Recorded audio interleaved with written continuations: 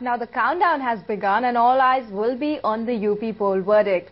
Exit polls suggest that Samajwadi Party may emerge the single largest party in the state. Now the central government and the Congress is hoping to win enough seats to have a say in the government formation.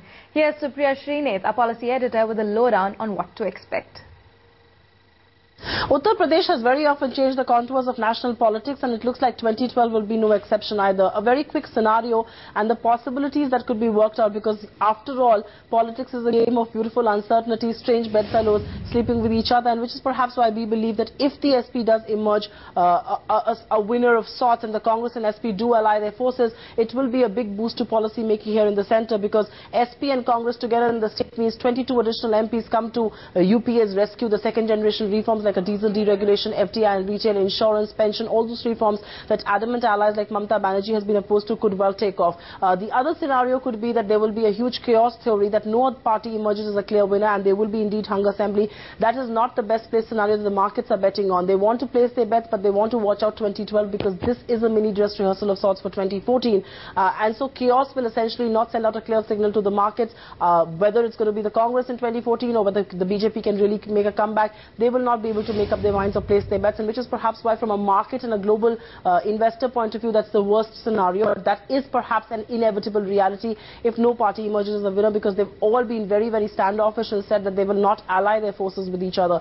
The third and a very important point that we'd like to point out to our viewers here is that big corporate houses, be it the JP Group, the ADAG Group, Subrata Roy Sahara, the sugar barons of India, they're all very interlinked to both Mayawati and Mulayam. I mean, some favour Mayawati, the other favour Mulayam, and which is perhaps why we actually saw the ADAG pack rally in trade yesterday and JP Group languish in trade just for their, the proximity to both Mayawati and Mulayam, and that could also obviously shape the fortunes of businesses going forward. So UP will not just change the contours of national politics, but it will perhaps also decide how corporate India works, at least for the next 2.5 years before general elections 2014 are called in for. All right, let's hear out some big political voices on the possible scenarios that can emerge after the big verdict today. Hear out BJP leader Ravi Shankar Prasad and Congress leader Renuka Chaudhary. You see, as far as the policy paralysis part is concerned, that may have slight impact this way or that way because of election results. But this policy paralysis is basically referable to the lack of the authority of the Prime Minister. He is in office but not in authority.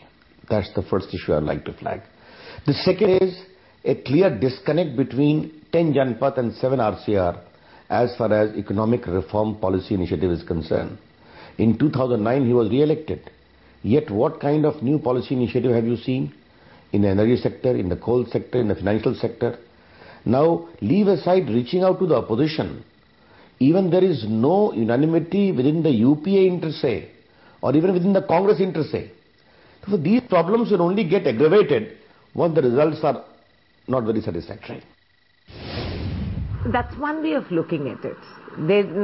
As they say in politics, everything is about converting a probability into a possibility.